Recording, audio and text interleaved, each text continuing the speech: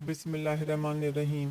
तमाम तारीफ़ें उस अल्लाह रब्बुल इज़्ज़त के लिए लायक और ज़ेबा हैं जो तमाम जहानों का बनाने वाला और उसे पालने वाला है।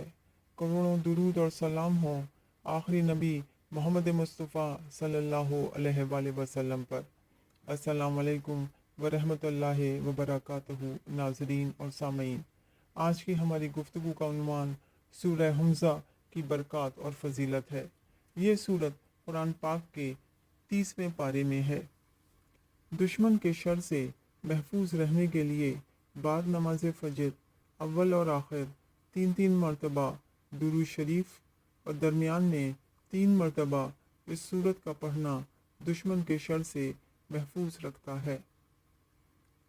अगर किसी को दर्द शिकम यानी पेट में दर्द हो तो अव्वल और आखिर 3-3 मरतबा दुरूद शरीफ और दरमियान में 1 मरतबा ये सूरत पढ़कर पानी पर दम करके मरीज़ को पिला दें।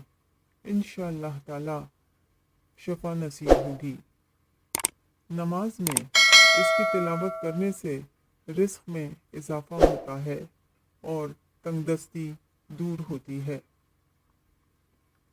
इमाम जाफ़र अलैहिस्सलाम का इरशाद है कि इस सूरत का 21 मरतबा पढ़ना बज़्ज़बानों की बज़्ज़बानी से हिफाजत का मौजिब है। रोज़ाना 1 मरतबा इसकी तिलावत करने से नेकियों में इजाफ़ा होता है।